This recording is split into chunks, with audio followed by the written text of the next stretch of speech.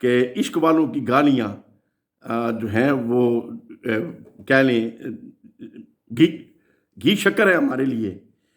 ظہیر الحسن صاحب کی تقریر کے اندر جو غلطی ہوئی کہ مسلمان خاندان کو دوبارہ کافر کہا گیا، ہمیں نظر آئے کہ ہمارے بزرگ صرف نعرے مار رہے ہیں، یہ منزل پہ نہیں پہنچ سکیں گے، تو وہ سب علماء گواہ ہیں کہ مرزائیوں کے معاملے میں وہ تھوڑا نرم گوشہ ان کا فیل ہو رہا تھا، تو میں نے ان کو کہا ہمیں نہ تحریک انصاف کی ضرورت ہے، نہ مسلم لیگ کی ضرورت ہے، نہ پیپلز پارٹی کی ضرورت ہے۔ اور آج سعد رضوی صاحب نے شروع کیا ہے، کل مجھے پیغام بھیجا ہے، یہ پہلے مجھے پیغام بھیج دیتے کہ ہم غور کر رہے ہیں اس کو۔ بسم اللہ الرحمن الرحیم، الصلاۃ والسلام علیکہ یا سیدی یا رسول اللہ وعلی آلکہ و اصحابکہ یا حبیب اللہ۔ آج 22 جولائی بروز جمعۃ المبارک مقدس دن ہے۔ کل 21 جولائی بروز جمعرات تحریک لبیک کے ایک ذمہ دار نے رابطہ کیا اور سعد رضوی صاحب کے حوالے سے بتایا کہ انہوں نے وہ جو فتویٰ ہے علماء کا، ظہیر الحسن صاحب کی تقریر کے اندر جو غلطی ہوئی کہ مسلمان خاندان کو دوبارہ کافر کہا گیا اور ان کا اسلام قبول نہ کرنا کہا گیا کہ ہم ان کا اسلام قبول نہیں کرتے، جس کی وجہ سے ایک تشویش پیدا ہوئی اور پھر میں بھی رابطہ کرتا رہا، تو انہوں نے کہا کہ وہ فتوے جو تھے سعد رضوی صاحب نے بھیجے ہیں پشاور میں اپنے کچھ مفتی حضرات کے پاس اور لاہور میں بھی، تاکہ وہ اس کا جائزہ لیں اور اگر اس کے مطابق دوبارہ جس کو بھی کلمہ پڑھنے کی ضرورت ہے وہ بالکل کھلے دل سے کریں گے، اور شریعت کے آگے تو سب کا سر نگوں ہے۔ تو میں نے انہیں یہی عرض کیا کہ یہی چیز تو میں اس دن سے کہہ رہا ہوں، 12 جون کو یہ جلسہ ہوا تھا، اور 15 جون کو میں نے سعد رضوی صاحب کو رابطہ کیا کہ یہ بڑا غلط کام ہو گیا ہے اور اس کے اوپر غور کریں اور مفتی حضرات سے پوچھیں کہ یہ جو اس طریقے سے ہو گیا ہے اس کا کیا ہے۔ تو وہ مصروف تھے اس وقت کراچی میں، تو پیغام آیا کہ کراچی مصروف ہیں، اور پھر میں نے 16 تاریخ کو میں نے سوال نامہ بنا کے بھیج دیا کہ یہ سوالات کھڑے ہوتے ہیں، ان کے اوپر رہنمائی فرما دیں۔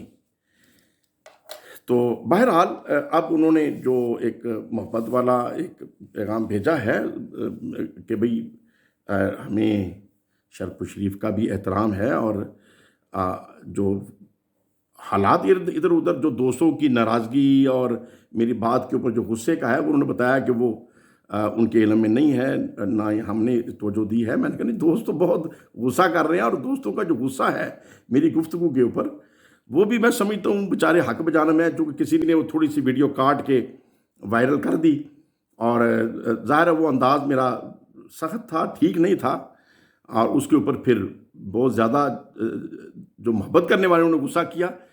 اور حقیقت یہ ہے کہ میں نے وہ کسی کا بھی غصہ کرنا، اور جو دوستوں نے گالیاں بھی نکالیں، میں نے ان کا غصہ اس لیے نہیں کیا کہ وہ عشق والے ہیں، محبت والے ہیں، اور وہ میں تو اس کو یہ سمجھتا ہوں کہ عشق والوں کی گالیاں جو ہیں وہ کہہ لیں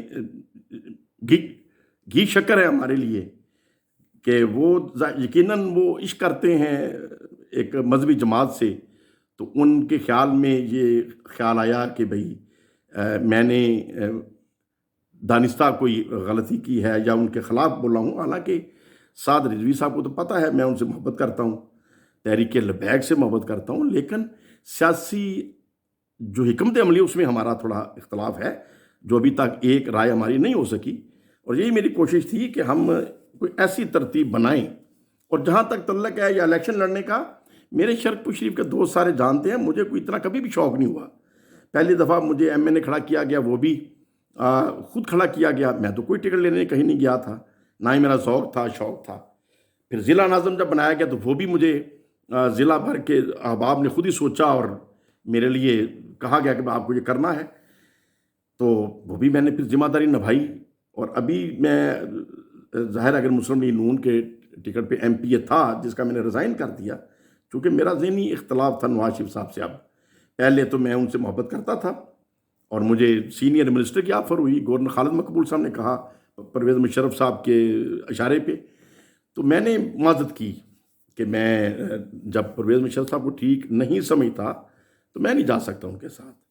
تو ہمیں تو کبھی حضور شیر ربانی کے صدقے کو لالچ کبھی متاثر نہیں کر سکا، اپنی سوچ کے مطابق جاتے ہیں۔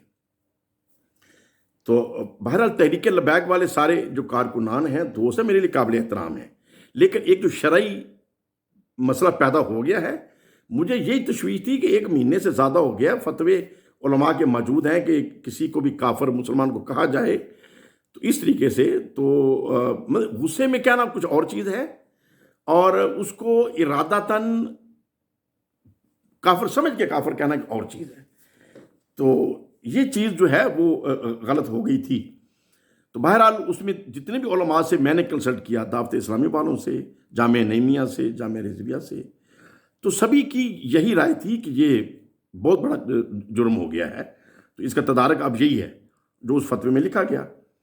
تو اب مہینہ 1.5 میں، چونکہ اب وہ احباب جو اس جلسے میں موجود تھے، جنہوں نے اس چیز کو اپریشیٹ کیا، تائید کی، تو ان کے اوپر بھی وہ ذمہ داری اور جرم آ جاتا ہے۔ تو مجھے تو یہ محبت کی وجہ سے یہ تکلیف تھی کہ ہمارے پیار والے ہیں، ہمارے محبت والے ہیں اور وہ غلطی کر بیٹھے ہیں۔ تو بہرحال سعد بھائی نے جو ابھی پیغام بھیجا ہے کہ وہ مفتی حضرات اس کے اوپر انالیسز کریں گے اور جو بھی پھر وہ فیصلہ کریں گے اس کے مطابق تحریک لبیک عمل کرے گی۔ تو ہماری تو محبتیں تحریک لبیک کے ساتھ ہیں۔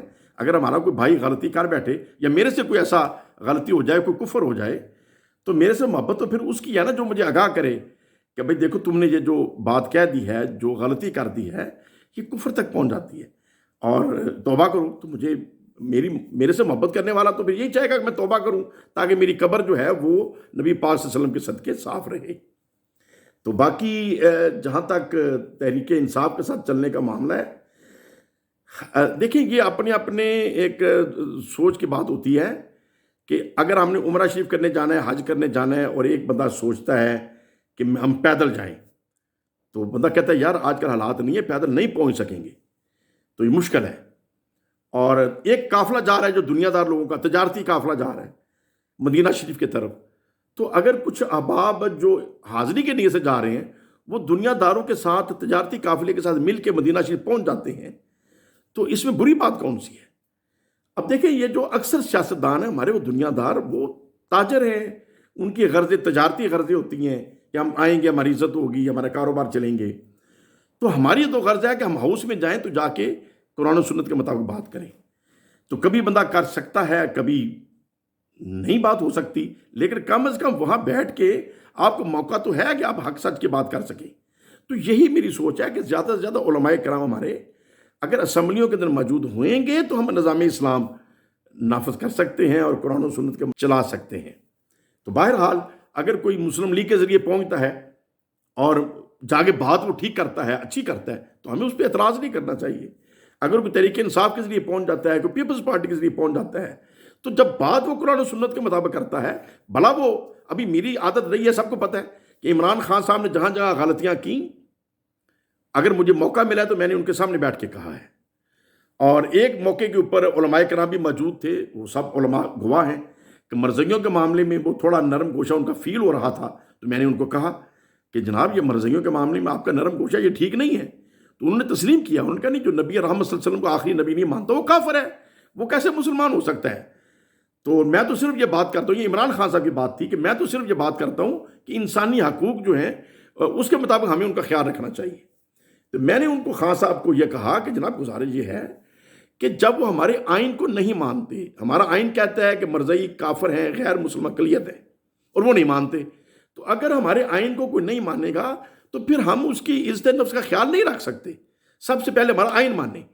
تو جو بھی مرزائی ہیں، میرا تو یہ کہنا ہے، میں نے پرویز علیہ صاحب سے بھی ایک دفعہ بات کی تھی اور بزدار صاحب سے بھی کی تھی، میں نے لکھ کے بھی شاید اسمبلی میں یہ جمع شاید کرایا ہے کہ جو مرزائی ہے، जब तक वो हमारे आइन को ना माने, वो तो सरकारी नौकरी के करने के अहल नहीं होना चाहिए, इसलिए कि वो हमारा आइन नहीं मानता। और जो आइन नहीं मानेगा तो वो कैसे, पहले हमारा आइन तस्लीम करें, अपने आप को गैर मुस्लिम तस्लीम करें, फिर जैसे सिख यहाँ नौकरी कर सकते हैं, ईसाई नौकरी कर सकते हैं, वो भी करते रहें। तो लिहाजा ये इमरान खान साहब ने मेरा मौक़िफ़ तस्लीम किया। उसके बाद भी इंतज़ामी तौर पे भी कई गलतियाँ खान साहब से हुई, ब्यूरोक्रेसी को अपॉइंटमेंट करने में, इलेक्शन कमिश्नर को लगाने में, तो ये भी मैंने निशानदियाँ की।